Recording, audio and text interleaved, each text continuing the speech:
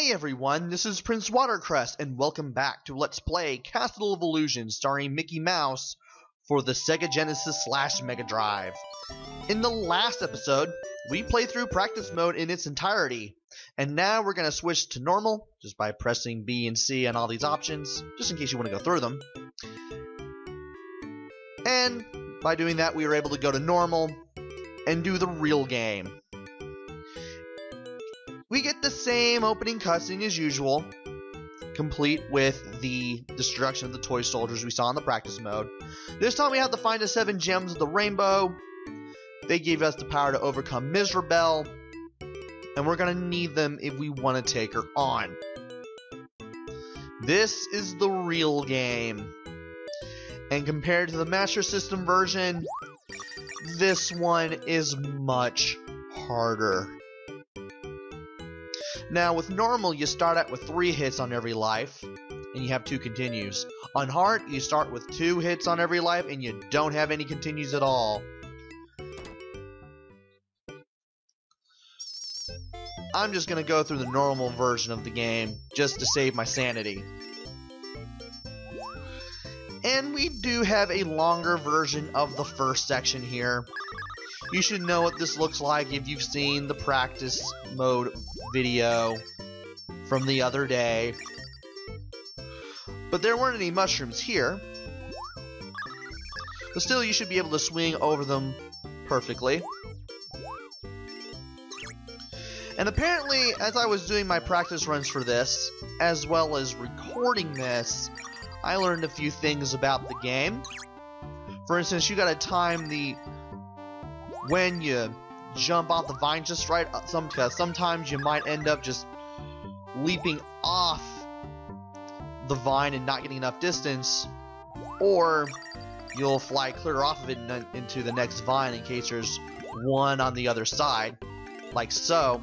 Here you'll be swinging across bottomless pits, and if I was able to swing from one vine to another, apparently I mistimed it all here,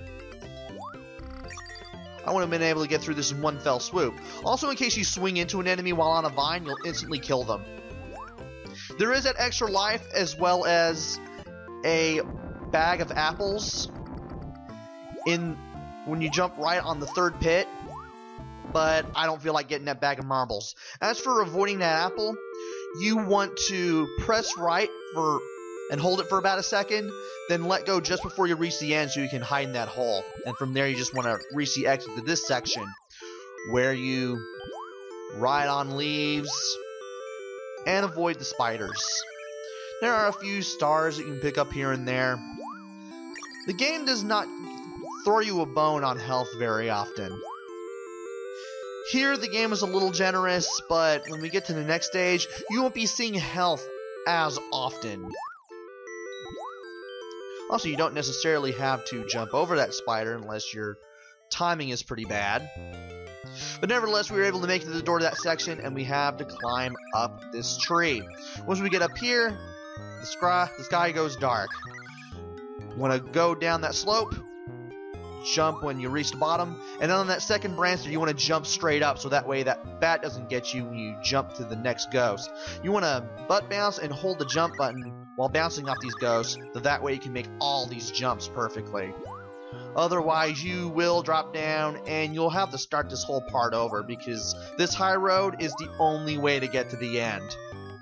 After dealing with a few ghost mushrooms, loving the coloring of the mushrooms here, we could go to the left, but that just leads to another opening that doesn't really get us anywhere where we want to go.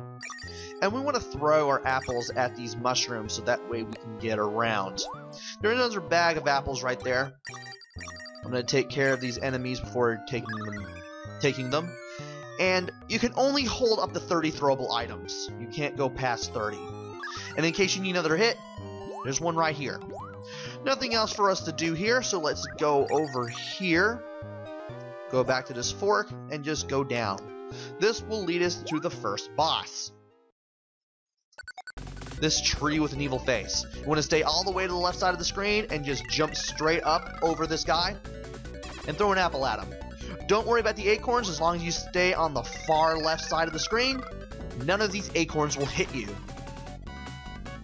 Just keep doing this until you throw 10 apples at this guy, and then you'll get the red gem. You want to make sure that the guy stops moving when he hits the tree, after he hits the tree, so that way the hit can count. Otherwise, the apple is just going to go straight through him.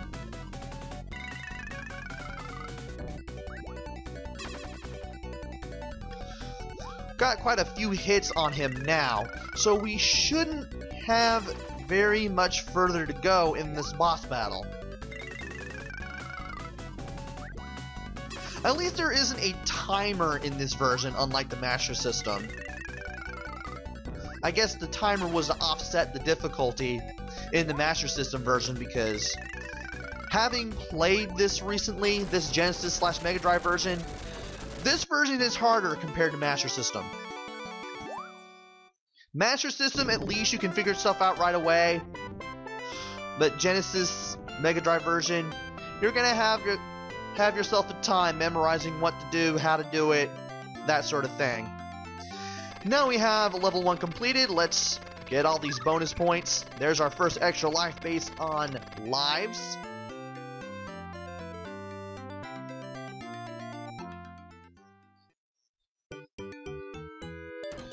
And let's head on down to level 2, which is Toyland.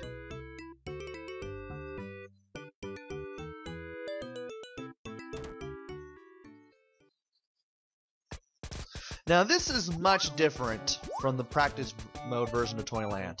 As a matter of fact, the section that looks like it, we won't be seeing until much later. There's an exit here, but we won't be able to go through it at all. We're going to have to make our way to the top of this section just to open it up. There's a key that we're going to have to find at the very top. And once we grab it, we can open the door. There are, besides the toy soldiers, these Jack-in-the-Box enemies, and these planes that move up and down.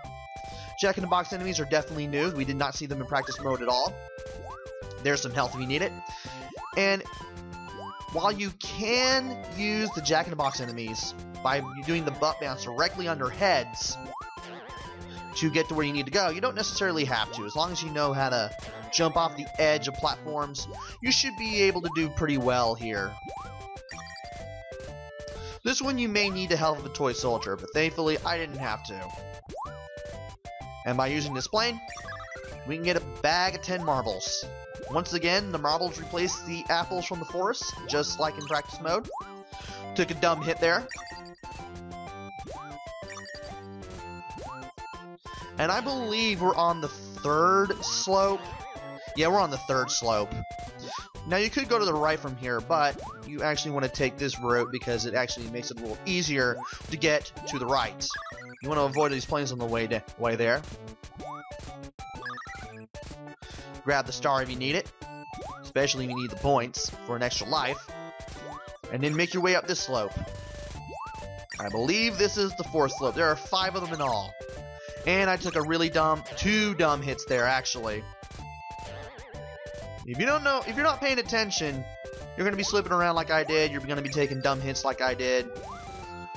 You're going to have to be dealing with really stiff jumping like I did. You're going to have a little bit of trouble. I really am not fond of the jump in this game because it is kind of stiff. But I'll talk about that later after we mention what happens after you grab the key. Once you grab the key, all these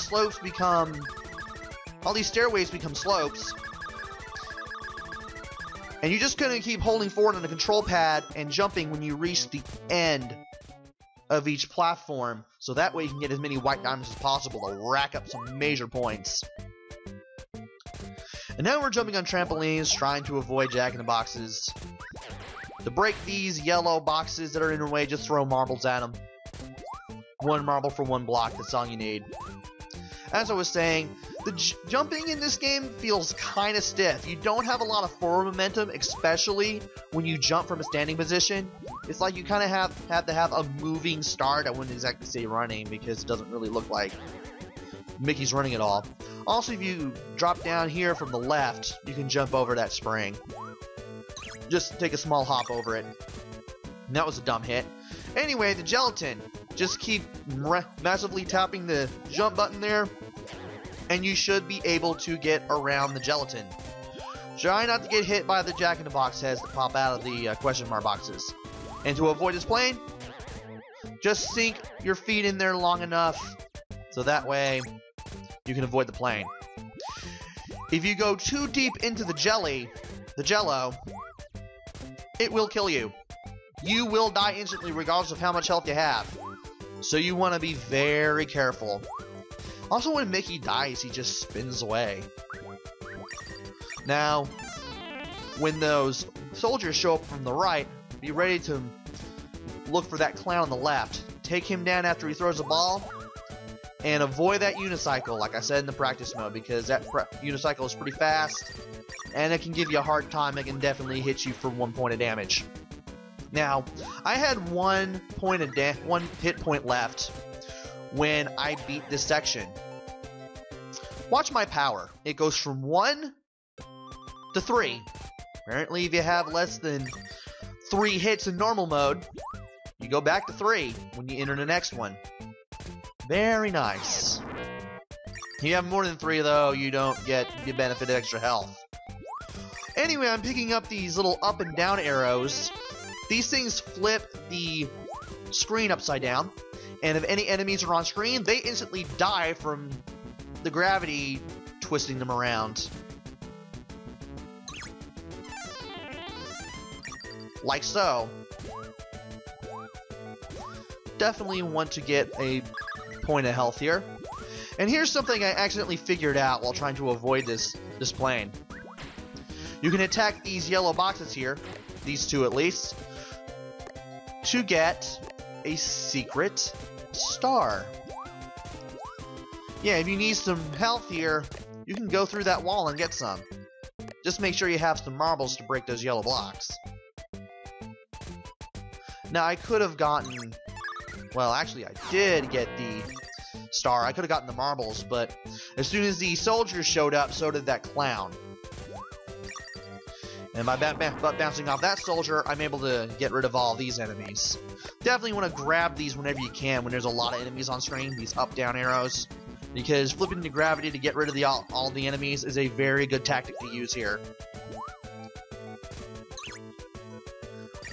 Grabbed that one, but I touched the ball at the same time, and therefore I took a dumb hit.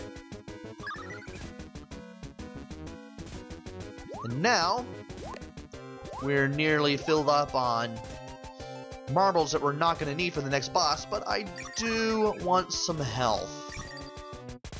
And thankfully, I managed to get out of here with 4 hits.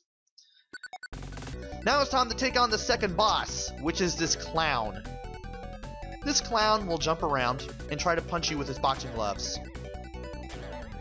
Usually take 3 bounces, 2 if you're too far away from the boss, and after 2 or 3 bounces, this thing will try to punch you.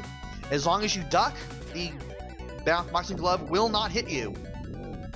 From there, it'll shoot out a bunch of springs, and you want to use the spring to jump onto and butt bounce this clown on the head.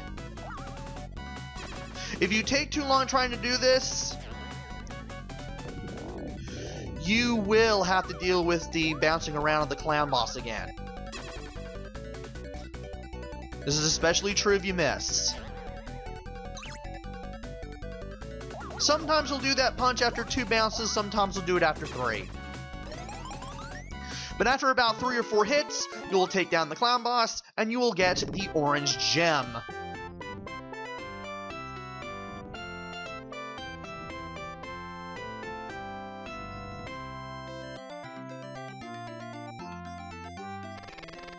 And that is it for the first 2 stages. Join me next time for the second 2 stages.